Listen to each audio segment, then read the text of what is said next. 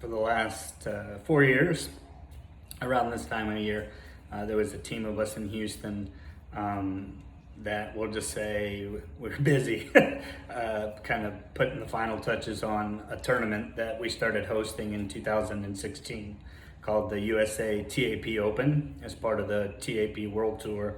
And basically what it is it is an international tournament for individuals that have either challenged or impaired mobility and want to play tennis standing rather than in a wheelchair.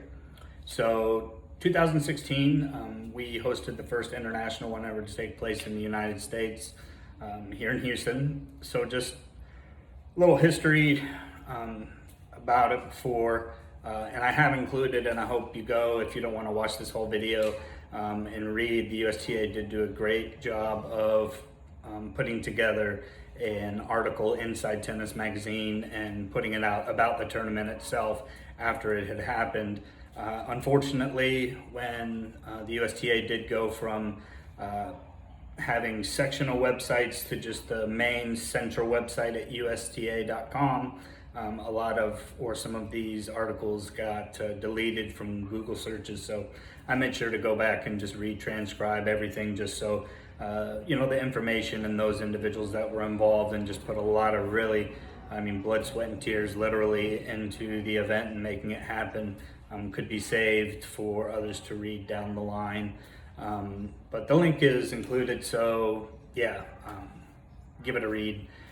But going into that year, we had a tennis program in Houston, and prior, I was looking to get back into some sort of adaptive sport. I had experience in some nonprofits, but before that, I was actually a waiter and then an associate manager at a high-end restaurant here in Houston, but I had some problems with my back and had to deal with that and some other medical issues, and then got back into tennis and was kind of looking around for tennis programs in the areas for amputees, and I couldn't find any. The only programs I could find were those for wheelchair players, so I just played with them. I played standing, no one cared. Great group of people. I didn't look at them any different. I just knew that they were all my friends. They just got 2 bounces. I got 1, and but from there, I through Robin Burton, she recommended that I speak with Cindy Benson. So I got a hold of Cindy, and then in Houston in 2014, early 2015, we started our Tennis for Amputees. You can see I spelled amputees wrong. But yeah, just at the time we thought, we were just only going with, that's all I knew, amputee. My scope of things and where the world was as far as standing tennis was way behind. South America was actually really far ahead of us. So halfway through that program in the first year, and just many thanks to Scott Carr, Preston Pinto, Alyssa, Laura, Alex, everyone who just came in and helped coach, Ryan over the years, and fill in.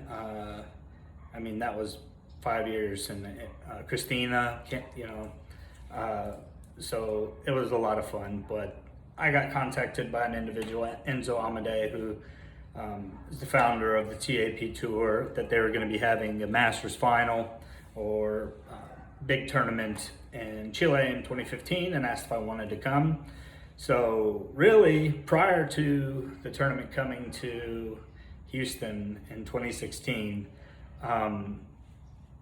there were only 3 Americans that kind of saw where it was, and then now what it's kind of grown into and is still blossoming and expanding as other things all around the world. So myself, I was the only player that went down there, but when I would go to those tournaments, I'd bring my strength and conditioning coach and my good friend Benjamin Emanuel.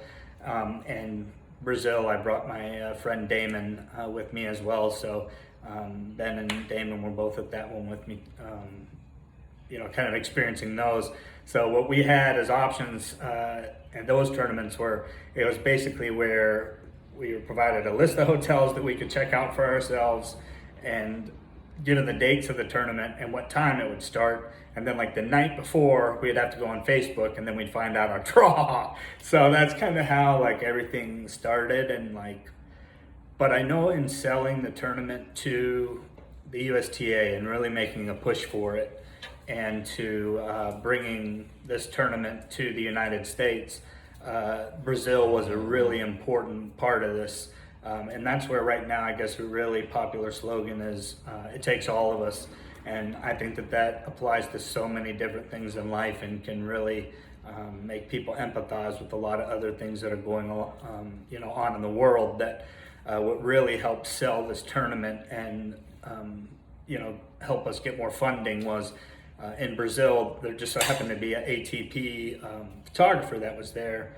That they had the Brazil Open, so while they were having their tournament, we were playing, and he was out there just shooting photos. And so at the end, you could buy a disc of all the players who competed, including yourself, for $5, and they were phenomenal, excellent quality photos. So when I got back, I showed them to Cindy, and Cindy Benson, and she passed them along to the big bosses at USTA. And I mean, everyone was like blown away just by the pictures. So I know that it was a really hard, just my job was basically to teach Cindy and Harold more about, as they call it in South America, TAP. And that it means from playing from the foot up. That's how it translates, or adaptive stand up. So that was really my role, was teaching them, also going out and getting the money to be able to host the tournament. We had to raise $10,000 in 4 months. So so major thanks again, Memorial Hermann Hospital, Tennis Express, my friend Tiffany. I still have the Best Golfer of the Day award or the Hard Luck award, which I guess is actually kind of fitting for me. But thank you for helping raise the money, and Houston Tennis Association, HTA, for putting in money as well so we could have this tournament. Just some memories just from setting up the tournament. I remember Harold Graham, just bless this guy's heart, that so he was like, yeah, let's do this tournament book. I really didn't know what the tournament book was going to be, but it turned out to be great, and it's kind of really set the standard at some of the other tournaments now. And having one, and seeing about each of the players and the sponsors. So but I just remember I had to take my son to math tutoring at the time. So Harold wasn't really familiar with a lot of the players that were sending in bios, and some of them the language was choppy, and so I'd have to get on Google Translate and message them, and then go back in and change things and add photos here and there. But Harold, towards the end, he was definitely like, I am working a lot here. And he got the umpire chairs in, the night before too. And I know Cindy Benson just did a massive amount of work as well. Thank you to Taylor Jones. I mean, Taylor, every tournament that I went to, or even after that, you always sent out USTA, Texas swag. And so, you always have a special place here. And Paul Ryan, just for everything that you did as well. Kevin Foster, that first year, and the judges, and Google Translate. I mean, that was, but I remember the first night, so we got everything together, and we were ready, for the tournament. Everything was set. And the first night, I'd gone to the airport and picked up Luis and my friend Christian from Chile, and brought them to the host tournament site. Basically, the hotel is a 4-minute walking distance to the tournament site. So you just walk through the mall, the Galleria Mall, basically, and then you're at the tennis court. At the time, it was called GTAC. So, but I was picking up players from the airport and running them back to the hotel. And if you've been in Houston before, and during the holidays especially, coming from Bush Airport to the Galleria, it's a adventurous drive. So, but I remember that night it was going to be me, Jorge's from Portugal, Luis, and Christian from Chile, and we were going to go hit where I was running and teaching tennis program out in Houston over at Westgray. And so I get a message from Lionel because I was supposed to pick him up at a certain time, and then all of a sudden it's, hey, my plane's delayed. I'm not going to be able to come in this time. I have low battery on my phone. So it was like, oh my, like, how am I going to get a hold of this, or how are we going to get a hold of this guy as a young kid from Argentina? Like, so we did go to West Grain, we did practice, but the other guys, they were like, having fun playing. The whole time I'm thinking in my head, like, oh, I hope that we didn't lose Lionel somewhere and he's just like wandering around lost, like, where am I? But it turned out his mom did bring him, and so they stayed at a hotel the night before. We saw him the next day, he checked in. And then there was that the next night we had a player come and he didn't make a reservation for a room. So we had someone who didn't have a room that we had to find space for, that like showed up at 11 something at night. And yeah, I think I I kept my room that year. But yeah, it was just a lot of running around and just last minute things on the fly. But we had 29 players from 13 different countries come out. So we had actually a really great delegation, and looking back, we had a really great group of people, including Robin Burton, who had drove in to support the tournament and to learn a little bit more about things where we could have taken more of an opportunity to talk amongst a lot more people on how we grow this thing larger. So yeah, but we had a great group show out. We had limousine buses for the first day, which was just, I didn't ride it. I drove in my car to Tennis Express, but all the other players and their families got on limousine buses and went out and got their program manuals with all the other players' pictures in there, and tournament schedule and draws. That's where everyone got their draws instead of just getting them, on Facebook. Yeah, it was really cool to see everyone just kind of light up when they walked into Tennis Express, and then coming back. And the next morning we had, kind of the introduction of the tournament, and then we started match play, and, the tournament went as the tournament went.